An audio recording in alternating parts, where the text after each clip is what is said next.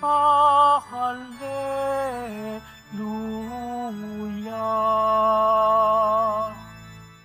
Sumainyo ang Panginoon. At sumairi. Ang mabuting balita ng Panginoon ayon kay San Juan. Papuri sa iyo, Panginoon. Noong panahong iyon, nakatayo sa tabi ng krus ni Jesus, ang kaniyang ina at ang kapatid na babae nitong si Maria, na asawa ni Cleophas. Naroon din si Maria Magdalena.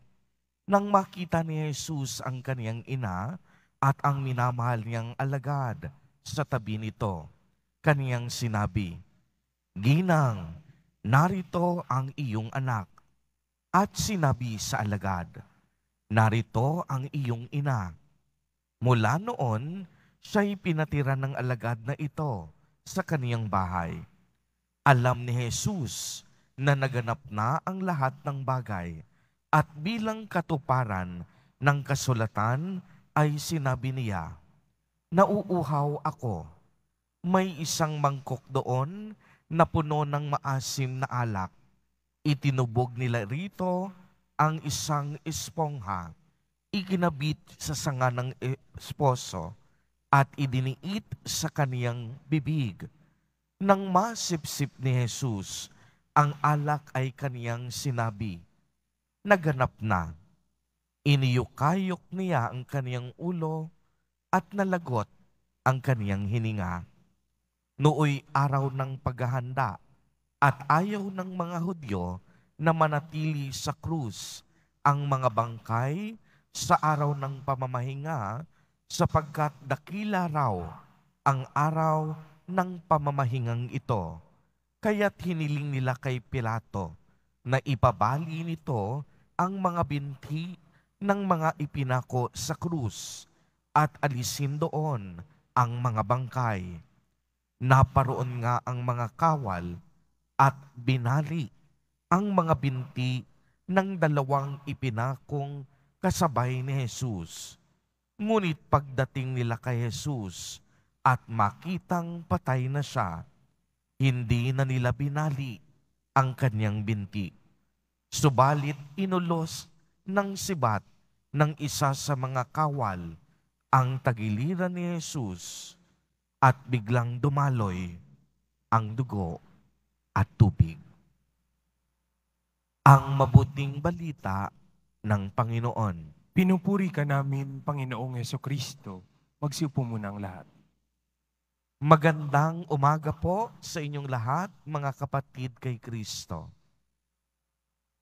Sa lahat po ng ating mga taga-subaybay, sa iba't ibang online platforms, at sa lahat ng ating mga kadiboto, sa iba't ibang panig ng Pilipinas, at maging sa buong mundo, kung saan tayo ay naaabot ngayon ng ating live streaming. Mapayapang umaga din po sa inyong lahat. Purihin at dakilain natin ang ating Panginoon, ang mahal na poong Jesus Nazareno. Mga kapatid kay Kristo at mga kadiboto, malugod po namin kayong tinatanggap sa Basilica Minor at Pambansang Dambana ni Jesus Nazareno. Ngayon po ay ginugunita natin ang mahal na Birheng Maria bilang ina ng sambayanan o ina ng simbahan. Ang panahon ng Pasko ng muling pagkabuhay ay natapos na sa pagdiriwang natin kahapon ng Pentecostes, at sinisimulan nating muli ang mahabang panahon ng mga karaniwang panahon o mga karaniwang araw. Alinsunod po sa utos ng ating Santo Papa Francisco, ang Lunes pagkatapos ng Pentecostes ay ipagdiriwang bilang pag-alala natin sa mahal na Birheng Maria bilang ina ng sambayanan. Ang Pentecostes po ay ang pinaniniwalaan nating araw ng kapanganakan ng ating simbahan, kung saan inaalala at ginugunita natin ang pagbaba ng Espiritu Santo sa mga apostol na siyang naging hudyat ng simula ng misyon ng simbahan. Ito rin ang nagbibigay kapangyarihan at nagpapasigla sa mga apostol upang ipangaral ang Ebanghelyo bilang isa, bilang banal, bilang katoliko, at bilang apostolikong simbahan.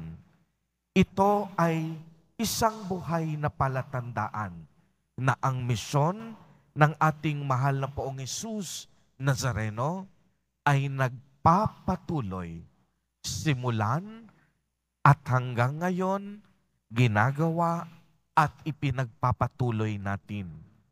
Ngunit ang tanong ay paano po ba natin naiintindihan o paano naiintindihan ng simbahan ang kaniyang sarili bilang isang simbahan? Paano nauunawaan ng simbahan ang kaniyang pagiging simbahan?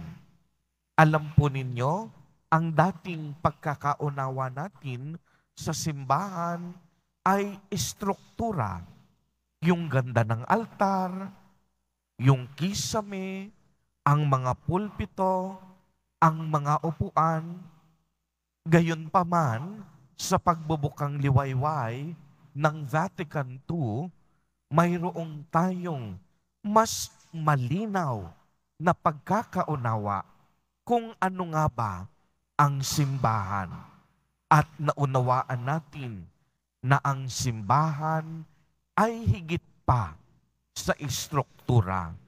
Ang simbahan ay ang komunidad o sambayanan ng mga taong sumasampalataya, nananampalataya, naniniwala at nagkakatipon para kay Kristo, kasama ni Kristo at sa pamamagitan ni Kristo.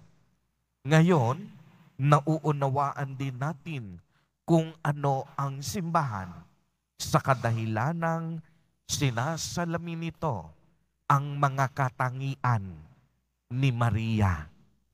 Una, si Maria ay modelo ng pananampalataya sa pamamagitan ng kaniyang matibay na pananampalataya sa Diyos. Nakibahagi siya sa gawaing pangkaligtasan ng Panginoon. Naging masunurin si Maria sa kalooban ng Ama upang maging ina ng manunubos, ang ating mahal na Poong Hesus Nazareno. Hindi po siya nag-alinlangan sa plano ng Diyos.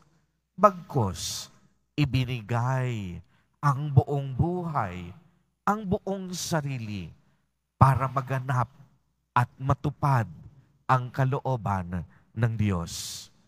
Ikalawa, si Maria ay modelo ng pagmamahal.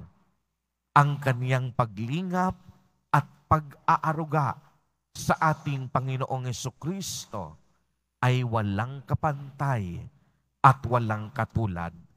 Ibinuhos niya ng buong buo ang lahat ng kaniyang makakaya. Hindi siya nagpabaya sa kaniyang tungkuling pagiging isang ina. Siya ang naging kanlungan. Siya ang naging proteksyon ng ating mahal na Poong Hesus Nazareno mula nang siya ay isinilang sa mundo at sa kaniyang pagkabata. Mga kapatid kay Kristo at mga kadiboto, magpasalamat po tayong lagi sa ating Diyos sa pagbibigay sa atin ng isang ina. Ang mahal na Birheng Maria ay ang ating espiritual o makalangit na ina, ating tagapamagitan sa Diyos, ina ng simbahan, ina ng ating sambayanan. Nakibahagi siya sa pagpapakasakit ng kaniyang anak at sa kaniyang pagsunod ay nagbunga at nagbigay ito ng isang huwaran na dapat nating tularan. Salamat sa iyo, Maria, sa iyong liwanag, ginagabayan at pinaniningning mo ang simbahang itinatag ng iyong anak na si Jesus Nazareno. Amen.